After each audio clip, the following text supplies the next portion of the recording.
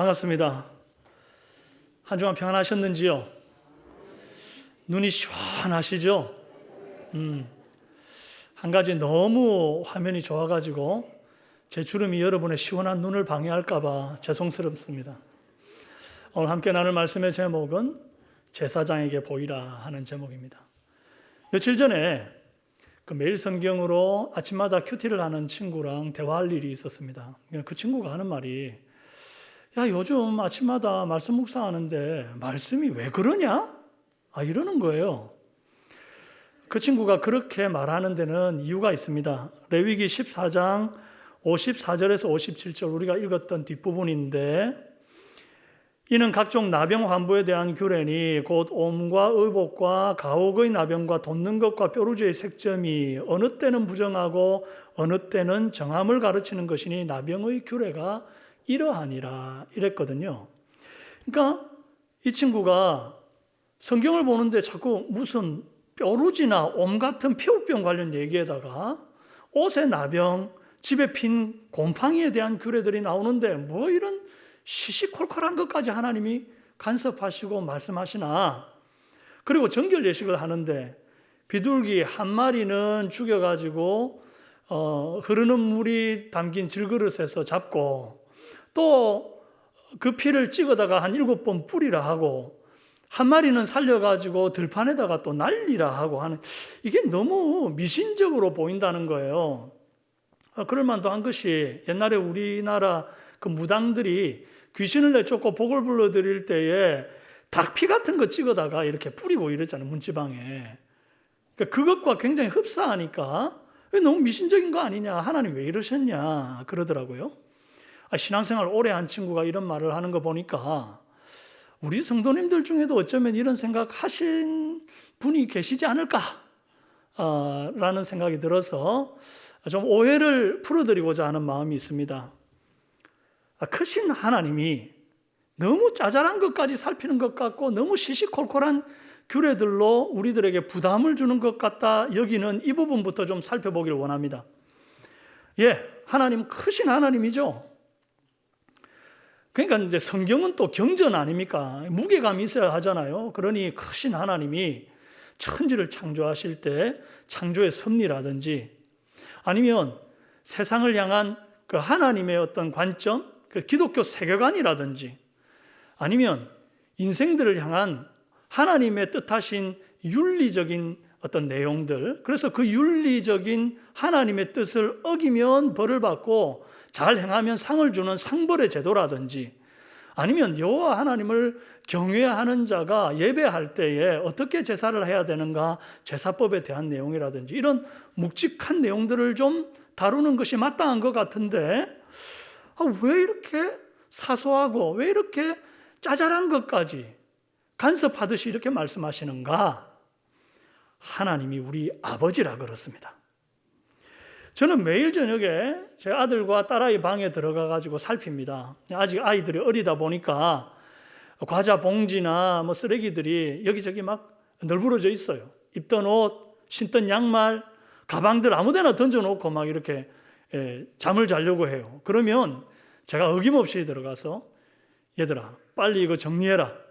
너네들 이렇게 지저분하게 살면 병난다. 이게 뭐 사람 사는 곳이냐 돼지 마구간이냐 뭐 이런 얘기.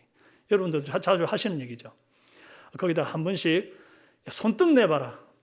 손톱에 때가 끼었는지 손톱의 길이는 어떤지를 한 번씩 살핍니다. 그래가지고 너무 길면 당장 깎아라. 아빠는 또 잔소리 한다고. 또 어떨 때는 막 운동하고 땀을 흘리고 들어왔는데 침대에 그냥 털썩 앉아요. 그러면 제가 재빨리 얘기합니다. 야, 땀 흘리고 어떻게 침대에 앉냐? 샤워부터 해라. 여러분, 이 잔소리는 사랑입니다. 자녀들의 위생과 건강을 관리하는 건 아버지의 사랑이죠. 내가 거룩하니 너희도 거룩하라 이렇게 말씀하신 하나님은 자기 백성들의 영적 건강에만 관심이 있고 육적인 건강, 생활의 위생 뭐 이런 것에는 무관심한 하나님이 아니십니다. 이스라엘 백성들이 옷과 집에 곰팡이가 생기는 즉시 제사장에게 알려 신속하게 조치하도록 하신 것은 백성들의 호흡기 건강 그리고 주거 환경의 쾌적함을 원하시는 아버지의 마음, 아버지의 사랑이었습니다. 이런 시시콜콜한 기록들 때문에 사람들로부터 하나님 이상하시다, 뭐 이런 짜잘한 것까지 간섭하시냐, 오해를 받으실지라도 그 오해도 아랑곳하지 않고 내 자녀들의 건강부터 챙기시는 그 아버지의 마음을 이 말씀을 통해서 발견할 수 있기를 원합니다. 둘째로 아까 나병의 정결 예식이 미신적으로 보인다 하는 점을 살펴보기 원해요. 여러분, 레위기 14장 6절 7절 말씀에 다른 새는 산채로 가져다가 백향목과 홍색 실과 우슬초와 함께 가져다가 흐르는 물 위에서 잡은 새의 피를 찍어 나병에서 정결함 받을 자에게 7번 뿌려 정하다 하고 살아있는 새는 들에 놓을지며 그랬습니다. 여러분, 이거 새 피를 7번 뿌리면 나병이 낫겠습니까? 고개를 끄덕일 타이밍이 아닌데 지금 고개를 끄덕이신 분은 우리가 잘 돌봐드려야 됩니다. 여러분. 이거 마치 미신적인 얘기 같아요. 예전에 어릴 때 그 왜 눈에 다래끼가 나면 눈썹을 탁 뽑아가지고 지나가는 그 길가에 돌 밑에다가 탁 숨겨뒀다가 누가 지나가다가 그걸 발로 탁 차면 내 눈에 있는 다래끼가 그 사람한테 옮아간다는 그런 미신이 있었잖아요. 그거 기억나시는 분 있어요? 예, 보세요. 아우, 아까 1부 때는 40대 이하 젊은 분들이 나는 처음 들어본다 이러더라고요. 그래서 제가 내가 너무 많이 됐나. 근데 여기 우리 사랑하는 성도님들이 그래 또 같은 부분들을 공유하고 있어서 참 다행입니다. 또 그것뿐만 아니라 이빨을 뽑았을 때 말이죠. 치아를 뽑았을 때 그걸 아무데나 버리지 않고 어디에 버려요? 지붕 위에 버리라잖아요. 왜요? 새가 날아와서 그거 물고 가면 새 이빨 준다고요. 이거 다 미신 아닙니까? 그럼 아까 하나님이 명하셨던 그거 새 피를 찍어다가 7번 뿌리면 나병 낫겠다. 이것도 완전 미신이잖아요. 그럼 이거 하나님이 미신을 우리에게 강요하신 겁니까? 그렇지 않습니다. 나병을 고치기 위해서 새 피를 찍어다가 뿌리고 또 한 마리는 날려보내고 이랬으면 이건 미신입니다. 그런데 말씀을 잘 보면 나병이 여러 가지 과정을 통해서 회복된 자가 하나님 앞에서 정결 예식을 하고 백성들 앞에 선언하기 위해서 할 때에 그때 정결 예식의 순서에 이것이 들어있는 거예요. 그러니까 고치고자 함이 아니라 고쳐진 자가 이제 하나님 앞에 예식으로 치를 때에 그 예식의 한 부분이었다 하는 것입니다. 일단 하나님은요, 이 나병을 치료하는 과정 혹은 회복되는 과정에서 굉장히 우리가 봐도 과학적이고 의학적인 방법으로 접근하셨어요. 일단 제사장에게 나병을 판별할 수 있는 매뉴얼을 주셨습니다. 그 당시에는 뭘 봐야 이게 나병인지 판별할 수 있는 의학적 지식이 없었으니 하나님이 아예 딱 직접적으로 알려주셔서 매뉴얼을 적어주시는 거죠. 그리고는 제사장이 자세히 진찰하게 합니다. 그리고 거리두기, 격리, 그리고 7일간 격리 이후에 다시 재검사 그랬는데 이게 피부에서 확산이 되는 거, 번지는 것을 보면 이건 악성 피부병이다. 그렇게 분류를 하고 또 이게 또 다른 사람한테 전염되는 양성 피부병 같으면 이 악성과 양성 피부병을 다 통칭하여 이건 나병으로 봅니다. 그래서 이제 악성 피부병 같으면은 이 사람을 진영 바깥으로 내보내서 혼자 살게 해요. 왜냐하니 공동체가 전염되는 것을 방지하기 위함이에요.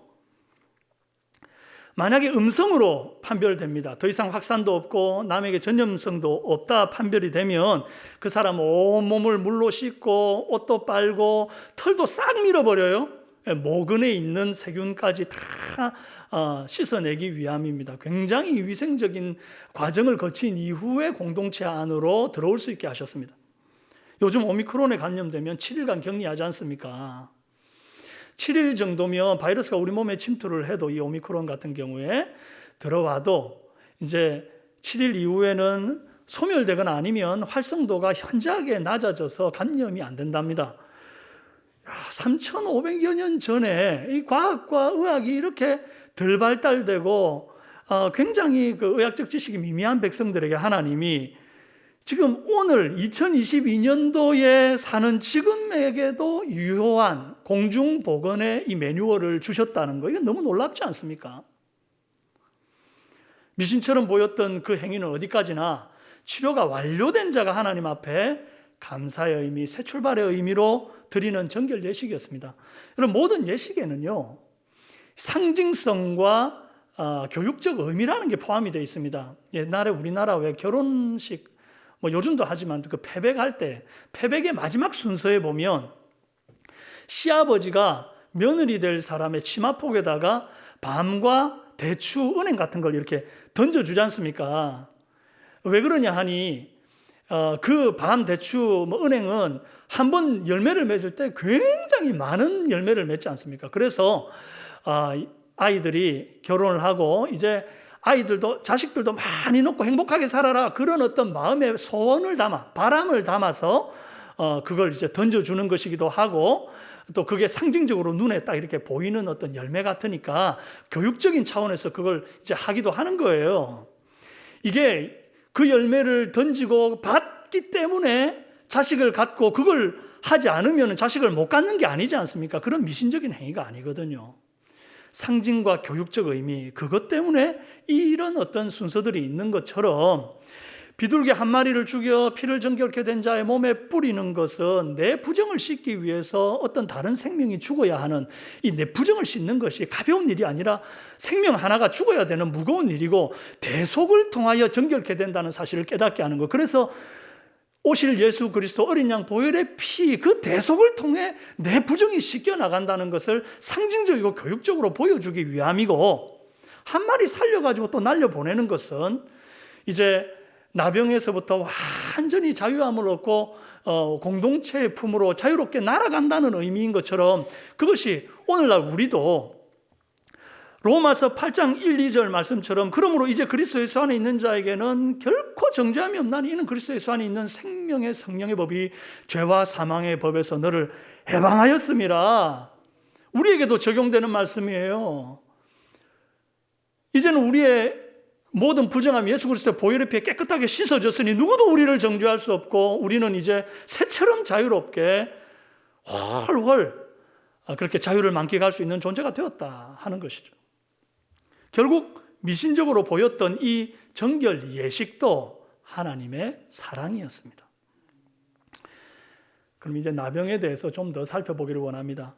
레위기에서 말하고 있는 나병은 이 한센병과 동일하게 여길 수는 없습니다. 왜냐하니 레위기의 나병은 옷에도 나고 또 벽에 있는 곰팡이까지도 아우르고 있는 부분이 있어요. 다 나병은 아닙니다. 왜냐하니 이제 피부의 환부에서 계속 퍼지고 번식해가지고 이게 악성이 된다거나 전염이 되는 그런 양성일 때만 이것을 나병으로 통칭을 했고, 그 외에는 피부병으로 봐가지고 가려내는 겁니다. 그 중에도 심각한 나병, 우리가 아는 그 한센병이라는 것이 포함되는 거죠. 여러분, 나병 증세가 어떤 줄 아십니까? 피부에 평평하거나 혹은 이렇게 돋아나는 색점이 1개 내지는 3개 정도로 이렇게 발생을 한답니다, 처음에. 근데 이게 뭐 특별히 고통스럽고 이런 게 아니라 처음 그게 발견되었을 때는 그냥 가렵대요. 그러니까 벌레 물린 것처럼 단순 피부병 같이 그냥 그렇게 가려움처럼 이렇게 여기다가 점점 커지다가 이게 이제 나병으로 확산되는, 그래서 나중에 심각해서 손댈 수 없는 경우까지 번진다는 겁니다. 나병은 당시 피부병 중에서 가장 무서운 병이었어요. 그래서 이게 어떻게 확산이 되냐니까 말초신경으로부터 피부에 이제 스며들어 가지고 계속해서 이제 퍼지게 되면 비강, 간, 림프절, 근육에까지 손상을 입히고 나중에는 손발이 잘려나가도 통증을 느끼지 못하는 신경 마비로 발전이 되는 것입니다. 그래서 이 나병을 한의학에서는 헌대가에 문둥병 라를 써서 가라라고 불렀어요. 혹은 풍병, 대풍라라고 불렀는데 수천 년 동안 적절한 치료 방법이 없었기 때문에 하늘이 내리신 형벌이다. 그래서 천형병으로 불렀습니다. 하늘천 형벌형 천형병이다. 그러니까 한마디로 저주받은 병이다 이거예요. 나병에 대한 인식이 이렇게 부정적이다 보니까 사람들은 나병 환자를 볼 때 하나님 앞에서 얼마나 심각한 죄를 지었길래 세상에 살이 썩고 고름이 차오르는 이런 말도 안 되는 병에 걸리냐, 그러면서 그 사람을 벌레 보듯 하고 중환자처럼 그 중죄인처럼 이렇게 여겼습니다. 심지어 신학자들조차도 이 나병 환자를 하나님의 저주로부터 받은 병이다, 천형병이다 이렇게 생각하는데 동의했었습니다. 그래서 신학자들이 이제 그런 유의 연구 논문을 내기도 했어요. 예를 들면 나병 같은 증상이 나타나면 왜 하필 의사에게 가라 하지 않고 제사장에게로 가라 했느냐? 제사장은 원래 죄인이 회개하고 속죄할 때 하나님을 찾아가서 제사 드릴 때 그때 만나는 사람이 제사장 아니냐? 그런데 나병 환자에게 제사장 찾아가라 하는 거 보니까 이 나병이 근원적으로 하나님의 형벌을 받아, 그 죄로부터 형벌을 받아서 그래서 제사장 찾아가라 한다. 이렇게 이제 연구를 했던 거예요. 또 여기에 대한 근거 구절로 성경을 이렇게 예로 드는데, 실제로 성경에 이제 하나님이 벌을 줄 때 나병으로 벌 줄 때가 있었습니다. 근데 항상 범죄했을 때 다 나병을 줘서 이렇게 해결하시지는 않으셨죠. 몇 번 있었습니다. 모세 누이 되는 미리암이 모세 이제 권위에 막 도전했을 때 하나님께서 그 미리암의 온 몸에 나병이 들게 했었습니다. 그리고 다윗의 최측근에 있었던 요압이라는 사람의 그 자손들에게 백탁병자와 나병 환자가 끊이지 아니할 것이라는 그런 말씀도 있었고, 또 나아만 장군에게서 돈을 이렇게 몰래 받아가지고 숨겨놓고 결국 그게 들켜가지고 나아만의 문둥병이 다 게하시에게 옮겨갔던 사건도 있었습니다. 그리고 또 우시야 왕이 제사장을 물리치고 자기가 여호와 앞에 분향하려다가 이마에 문둥병이 나가지고 남은 평생을 홀로 독방에 갇혀 살게 된 그런 케이스도 있었어요. 이런 말씀들을 예로 들면서 문둥병은 원래 죄로부터 발현된 것이다. 그래서 이건 하나님으로부터 온 천형병이 맞다. 이렇게 얘기했던 거예요. 그런데요, 여러분, 정말 그럴까요? 하나님도 정말 나병 환자, 이 사람들은 정말 지독한 죄를 지었기 때문에 나병이라는 심한 병을 줘가지고 내가 괴롭혀 죽이려고 하나님이 의도하고 그렇게 형벌을 내리신 걸까요? 아닙니다. 만약에 그렇다고 한다면 아예 나병 환자를 위한 규례고 뭐고 그냥 관심 꺼버리면 그만입니다. 그렇지 않습니까? 사람들이 나병 환자를 왕따를 시키든 말든 돌로를 던져서 죽이든 말든 그냥 관심 꺼버리면 그만입니다. 그러나 하나님은 나병 환자를 포기하지 않고 보호와 회복과 정결의 규례를 주셨어요. 격리하고 씻고 털을 밀고, 그래도 안 되면 다시 격리하고, 그러다가 회복이 되면 제사장에게 보이고 공동체 가운데 다시 돌아올 수 있게끔 하는 문을 활짝 열어두고 계셨던 것입니다. 제사장에게 보이라 이리 말씀하신 것은 나병 환자를 향한 하나님의 사랑이었습니다. 여러분, 성경 어디를 봐도요, 다른 병에 대해서 진단과 조치, 정결 예식 같은 이런 것들을 기록해 놓은 건 없습니다. 오로지 나병에만 이런 진단과 정결 예식, 조치법을 기록해 뒀어요. 왜 그런지 아십니까? 나병은 다른 병과는 달리 굉장히 고독한 병입니다. 레위기 13장 45절에 나병 환자는 옷을 찢고 머리를 풀며 윗입술을 가리고 외치기를 부정하다 부정하다 할 것이요 그가 부정한즉 혼자 살되 진영 밖에서 살지니라 그랬습니다. 그럼 옷을 찢고 머리를 풀고 부정하다 부정하다, 사람들만 쳐다보면 그렇게 해야 되는 이유가 뭐냐니, 멀리서 딱 봐도 저 나병 환자네, 가까이 가면 안 되겠다, 거리두기 하게 하기 위함이었어요. 그리고 윗입술을 가리는 이유는 마스크가 없던 시대이기 때문에 소매로 입술을 가려서 비말을 차단하게 하기 위함이에요. 뭐 하는 거예요? 거리두기. 비말 차단. 와, 되게 가역적이죠, 그죠? 지금 우리가 하고 있는 것 아닙니까? 나환자들은 사람들만 쳐다보면 부끄럽게 막 머리도 풀어헤치고 옷도 찢고 부정하다 부정하다. 그래서 마음이 부끄러운 것도 참 고통이었을 거고, 그 살점이 떨어져 나가는 고통, 그 육신의 고통도 고통이었을 텐데, 그것보다 더 심한 고통이 뭔 줄 아십니까? 관계의 단절이 가장 큰 고통이었습니다. 여러분, 보통 아프면 아플수록 더 간병을 받고 보호와 위로를 받고 사랑을 받지 않습니까? 또 그러면 금방 낫잖아요. 또 빨리 안 나아도 그게 위로가 되고, 남편이라도 사랑하는 아내라도 사랑하는 자식이라도 이 나병 환자 곁에는 있어줄 수가 없습니다. 전염되니까요. 가장 가족이 필요하고 가장 친구가 필요한 시기에 혼자 나가서 진영 밖에서 따로 살아야 하는 것입니다.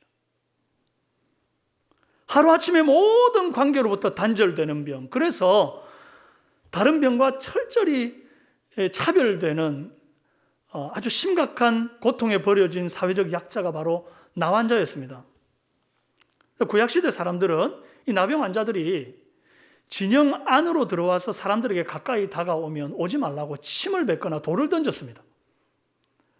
그런 관행이 있었는데, 만약에 돌 던지고 침 뱉는데도 불구하고 계속 가까이 다가오면 돌로 쳐서 죽여도 무방하다는 관행이 있었어요. 그렇게까지 담대하게 나병 환자를 향해서 침을 뱉고 돌을 던질 수 있었던 이유가 뭘까요? 하나님도 저주하는 인생인데 뭐, 하나님이 형벌 내린 인생이니 맞아도 싸고 죽어도 싸지 뭐, 이리 생각했던 거예요. 그러므로 진영 밖에서 혼자 살라는 하나님의 이 격리 수용 그 처방은요, 공동체에 전염되지 않게 하기 위함뿐만 아닙니다. 환자인 이 사람을 보호하기 위함이에요. 하도 사람들이 침 뱉고 돌 던지고 하니까 견딜 수가 없는 거예요. 둘 다 보호하기 위한 하나님의 속 깊은 조치인데, 이걸 곡해하면 안 되는 것입니다. 아무도 나 환자 곁에 있어줄 수 없기 때문에 하나님께서 나 환자와 공동체를 연결시켜주는 유일한 통로로 제사장을 세웠습니다. 자, 그렇다면 구약시대에는 나병 환자들 같이 부정한 자들에게 제사장이라는 통로가 있어서 그에게 나아가 환부를 보일 수 있었는데, 그럼 오늘날 우리가 부정할 때는 어디에 나가가지고 하소연하면 좋겠습니까? 바로 대제사장이신 예수님입니다. 히브리서 4장 14, 16절 말씀에 보면요, 그러므로 우리에게 큰 대제사장이 계시니 승천하시니 곧 하나님의 아들 예수시라. 큰 대제사장이 누구라고요? 예수시라. 우리가 믿는 도리를 굳게 잡을지어다.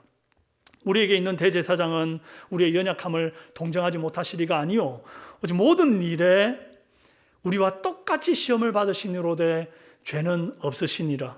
그러므로 우리는 긍휼하심을 받고 때를 따라 돕는 은혜를 얻기 위하여 은혜의 보좌 앞에 담대히 나아갈 것이니라. 하나님이 지금 오늘 우리에게도 이리 말씀하십니다. 대제사장이신 예수 그리스도가 계시니 그분에게 담대히 나아가라, 그 말이에요. 얼마나 다행입니까? 우리가 범죄해서 나 환자같이 부정하게 되었을 때 누구도 우리를 도울 수 없는데, 다행히도 우리에게 큰 대제사장이시자 하나님의 아들이신 예수님 계셔서 그 계신 은혜의 보좌 앞에 담대히 나아가 우리의 환부를 보일 수 있게 되었으니 얼마나 다행입니까? 이제 구약시대 제사장과 신약시대 대제사장이신 예수님을 비교하면서 이 공통점과 다른 점을 통해서 제사장에게 보이라 하신 그 주님의 그 사랑, 좀 더 깊이 재조명해 보기를 원합니다. 구약시대 제사장은요, 요즘 말로 하면 3D 업종에 종사하고 있었습니다. 매일 아침 저녁 2번의 상번제를 드리는 것도 모자라서 백성들의 속죄제, 속건제, 화목제를 드렸잖아요. 그것도 바쁜데, 이제는 백성들의 피부, 뼈루지까지 나병인지 모르니까 쪼르륵 달려와서 이거 좀 봐주세요, 이것 좀 봐주세요 하는 사람들로 막 엄청났을 것 아닙니까? 피부만 봐주면 또 다행이게요. 옷도 가죽으로 된 제품들, 가방이나 뭐 이불 같은 거 이런 것에도 곰팡이가 피면 이거 나병으로 봐야 되나 싶어서 또 들고 오는 거죠. 여러분, 세상 모든 사람들이 나병 환자를 피하고 거리를 둬야 하지만 제사장은 오히려 더 가까이 나가야 하는 존재였습니다. 까딱 잘못하면 그 나병 환자들의 그 균이 옮아서 오히려 더 위험에 처할 수 있는 그런 상황에 있었던 것이 바로 구약시대 제사장이었습니다. 또 환자는 얼마나 많았었겠어요? 제가 작년에 마스크를 하도 쓰고 다녔더니 코에 뾰루지가 하나가 생겼어요. 지금도 뭐가 하나 생겼는데 이 마스크로 가려서 뾰루지가 하나 생겼는데 이 시간이 지나니까 점점점 커지고 굼더라고요. 약을 발라도 안 되고 그래서 동네 피부과 병원을 찾아갔습니다. 그런데 저 같은 사람이 어찌 많은지 아침에 갔는데 이제 미리 예약 안 했다고 예약을 하래요. 예약을 했습니다. 오후 1시로 예약을 했는데 갔더니 여전히 줄을 서 있어가지고 1시간 더 기다렸다가 겨우겨우 이제 진료받고 나왔더랬어요. 제가 왜 이야기를 하느냐 하니 동네 동네 그 구멍가게처럼 작은 병원도 그렇게 사람들 때문에 붐비고 바쁜데 말이죠. 지금 이 당시에 이스라엘 제사장이 달랑 3명입니다. 아론, 나답과 아비후는 지난주 제가 설교할 때 죽었잖아요. 그러니까 누구 남았어요? 엘라살과 이다말. 총 3명이에요, 3명. 그러니까 하나님께서 이 제사장들에게 가서 보이라 그랬기 때문에 이 3명이 200만이 넘는 사람들의 피부과 주치의 노릇을 하는 거예요. 얼마나 바빴겠습니까? 그러니까 사람들이 제사장을 찾아와가지고 성막 앞에 완전 문전성시를 이루었을 거예요. 힘들고 더럽고 위험한 3D 업종의 요소를 다 갖춘 겁니다. 어쨌든 이렇게 제사장에게 보였을 때에 제사장이 줄 수 있는 게 뭐였을까요? 나병이다 아니다 판별하는 것과 격리해라 말아라 선언해 주는 겁니다. 이거 말고는 줄 수 있는 게 없어요. 혹시 어떤 모양으로든지 회복이 되었으면 그 사람에게 정결 예식을 치러주든지 아니면 하나님 앞에 제사를 지내든지 거기까지가 제사장이 해줄 수 있는 전부였습니다. 그런데 우리에게 있는 큰 대제사장이신 예수님은 다릅니다. 뭐가 다릅니까? 일단 구약의 제사장은 환자들이 이제 찾아와야 했어요. 제사장들은 환자를 기다렸어요. 그런데 신약의 대제사장 예수님은 환자들을 찾아가셨습니다. 누가복음 5장 12, 13절 말씀에 보면 예수께서 한 동네에 계실 때에 온몸에 나병 들린 사람이 있어서 예수를 보고 엎드려 구하여 이르되 주여 원하시면 나를 깨끗게 하실 수 있나이다 하니 예수께서 손을 내밀어 저에게 대시며 가라사대 내가 원하노니 깨끗함을 받으라 하신데 나병이 곧 떠나니라. 예수님이 한 동네에 가신 거죠. 그죠? 또 한 번은 사마리아와 갈릴리 사이에 나환자들이 모여 사는 마을로, 거기는 이제 진영 바깥이에요. 그 마을로 가가지고 일부러 나환자 10명을 만난 사건이 누가복음 17장 13절에 기록되어 있습니다. 나병 환자 10명이 예수를 만나 멀리 서서 소리를 높여 이르되 예수 선생님이 우리를 불쌍히 여기소서 하거늘. 그래서 결론이 어떻게 됐습니까? 10명 다 나았죠. 그 중에 한 사람이 돌아와 감사합니다. 마가복음 5장 25절에도 예수님이 갈릴리 지역에 찾아가셨을 때 12해 혈루증으로 앓았던 여인이 있었는데 이 여인이 예수님 옷자락을 만지고 그 혈루 근원이 마름에 자기가 병 나온 줄 깨달았다 그랬습니다. 누가복음 7장 12절에 보면요.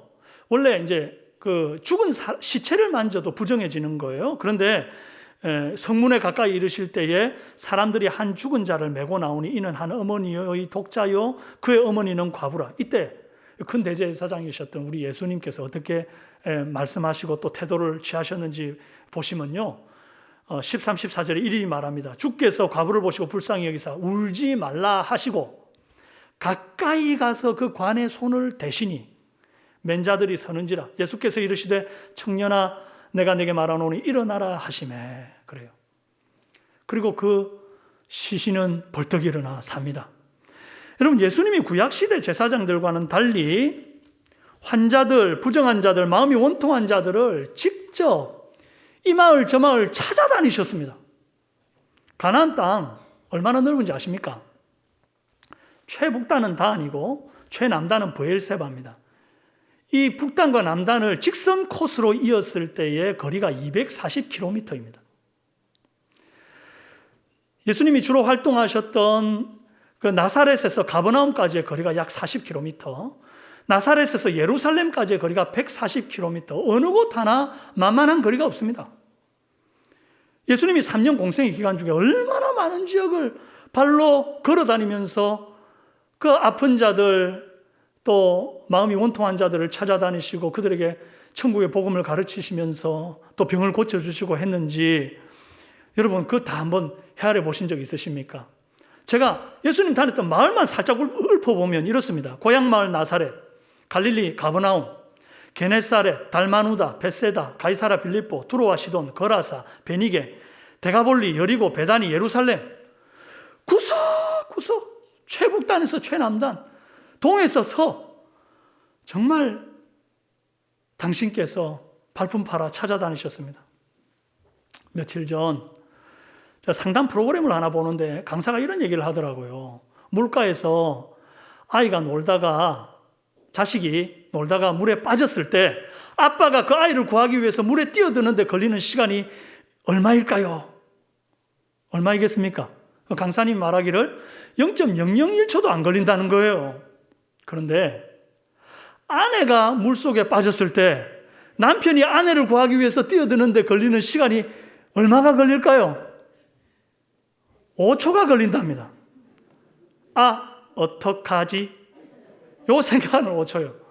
근데 이 어떡하지 생각하는 이 어떡하지도 무슨 생각이냐 하니, 내가 물속에 뛰어들어서 내 아내를 구하다가 둘이 같이 죽었을 때 남아있는 이 아이들을 누가 키우나, 어떻게 키우나, 그거 고민하는 시간이라는 거예요. 우리 예수님이 이 먼 거리를 단에서 브엘세바까지, 동에서 서에 이르기까지 발품 팔고 뚜벅뚜벅 고울고울 마을 때로는 배를 타고 찾아다니시고, 나병이든 죽은 시체든 일말의 망설임도 없이 손 내밀어 만져주시고 고쳐주신 그 마음이 다름 아닌 하늘 보좌를 버리고 이 세상 가운데 뛰어드신 그 우리 주님의 마음과 같다는 겁니다. 우리 주님은요, 단 0.001초도 주저하지 않고 성육신하여 우리 가운데로 뛰어드셨습니다. 십자가 위로 오르실 때도 조금도 망설이지 않고 저벅저벅 십자가 위로 오르셨습니다. 구약의 제사장은 환자를 기다렸지만 우리 주님은 격이 다른 사랑으로 우리에게 찾아오시고 우리 곁에 계십니다. 또 뭐가 다릅니까? 구약시대 나환자들이 제사장에게 가서 환부를 보이는 것과 신약시대 대제사장이신 우리 예수님에게 우리의 환부를 보이는 것의 결정적인 차이가 뭔가 보이고 난 이후의 결과입니다. 구약시대 제사장은 동정밖에는 할 게 없습니다. 레위기 21장 1절에서 4절에 보면요, 여호와께서 모세에게 이르시되 아론의 자손 제사장들에게 말하여 이르라. 그의 백성 중에서 죽은 자를 만짐으로 말미암아 스스로를 더럽히지 말려니와 그의 살부치인 그의 어머니나 그의 아버지나 그의 아들이나 그의 딸이나 그의 형제나 출가하지 아니한 처녀인 그의 자매로 말미암아서는 몸을 더럽힐 수 있느니라. 제사장은 그 백성의 어른인즉 자신을 더럽혀 속되게 하지 말지니라 그랬어요. 여러분, 제사장은요, 자신을 더럽혀 속되게 할 수 없어서 부정한 자와 접촉되면 안 됩니다. 부정한 짐승도 안 되고, 나병 같은 부정한 병을 가진 사람도 안 되고, 시체를 만져서도 안 됩니다. 단 한 가지 허용되는 것이 직계 가족들이 죽었을 때 장례를 치르기 위해서 접촉하는 것만 허용이 됩니다. 그러니까 괜히 어설프게 제사장이 위로한답시고 말이죠, 나병 환자에게 다가가서 이렇게 만진다는 거, 이건 불가능했다는 겁니다. 그런데 예수님은 달랐습니다. 누가복음 5장 13절, 예수께서 손을 내밀어 저에게 대시며 가라사대 내가 원하노니 깨끗함을 받으라 하신데 나병이 곧 떠나니라. 혈루증 걸린 여인도 예수님 옷자락에 손을 대니 나았고, 누가복음 7장 13, 14절에 주께서 과부를 보시고 불쌍히 여기사 울지 말라 하시고 가까이 가서 그 관에 손을 대시니 죽었던 청년이 살아났잖아요. 여러분, 말씀만 해도 나병이 떠나고 죽었던 나사로 살아났지 않습니까? 말씀만 해도 다 되는데 굳이 다가가서 부정한 피부에 손을 대고 그 부정한 시체가 누워있는 관에다가 손을 대시는 이유가 뭡니까? 따뜻하게 만지심으로 동정하시는 것입니다. 주님의 동정은요, 단순히 말로만 하는 위로가 아니라 체온을 나누는 동정이고 참된 위로입니다. 그리고 이 동정이 단순 위로로 끝나지 않아요. 긍휼하심과 때를 따라 돕는 은혜를 통해서 실제적인 효력을 나타냅니다. 나병은 떠나고 혈루증의 근원은 마르고 죽은 자는 살아나요. 구약시대 제사장이 줄 수 없는 것을 우리 주님은 주십니다. 그럼 우리가 얼마나 복받았습니까? 우리에게 있는 이 큰 대제사장 예수님은 그분께 환부를 보이면 그분의 생명이 우리에게 흘러들어오고 그분의 거룩이 우리를 고치는 역사가 일어나니까 우리는 얼마나 복받은 자냐고요. 사랑하는 여러분, 당시에 이스라엘에 수많은 나병 환자들이 있었고 수많은 유철병 환자들이 있었고 수많은 질병과 죽음을 당한 사람들이 있었습니다. 그러나 고침받은 사람은 큰 대제사장이었던 예수님께 환부를 보인 사람들밖에 없습니다. 예수님이요, 직접 찾아오셨잖아요. 직접 찾아오시기는 했어도 그 자리에서 주님을 부르면서 말이죠. 다윗의 자손이여 나를 불쌍히 여겨달라고 외치는 자들, 아까 그 10명의 나병 환자들처럼 막 부르짖어서 나를 고쳐달라고 하는 그 자들, 예수님께 나와서 환부를 보인 그 사람들이 고침받더라는 거예요. 여러분,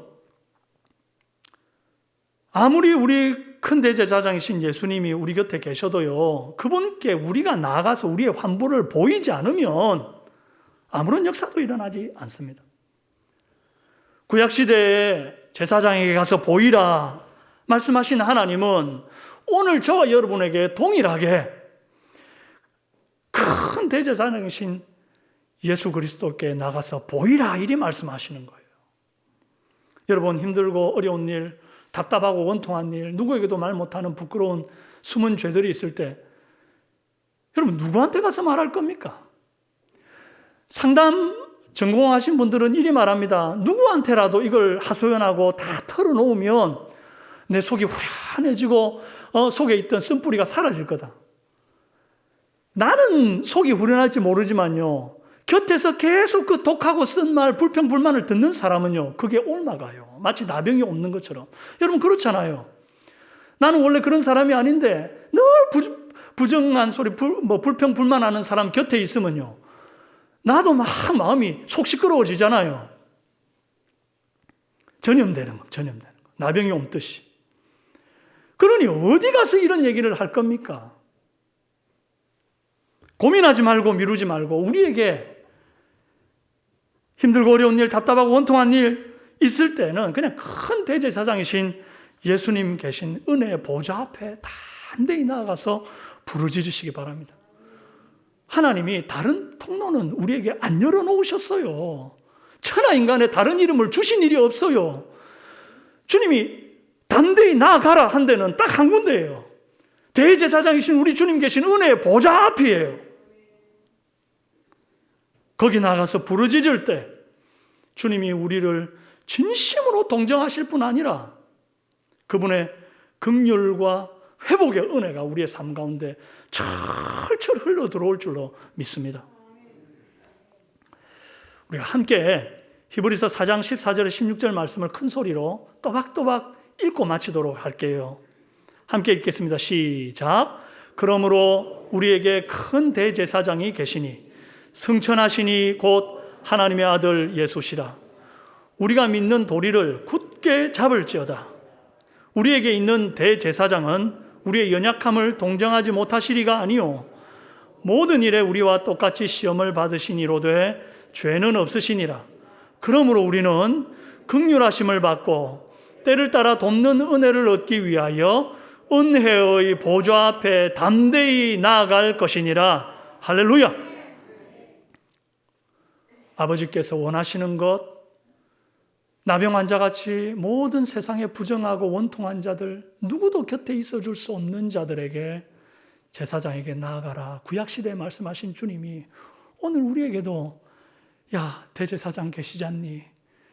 그에게 나아가라 말씀하셨습니다. 다른 데 기웃거리지 말고 우리 주님께 나아가 여러분의 모든 아픈 환부들을 다 내어놓고 그분의 긍휼과 은혜가 흘러 들어와서 나를 살리고 회복해 되는 이 한 주를 살아내는 저와 여러분 다 되시기를 주님의 이름으로 축원합니다. 기도하겠습니다.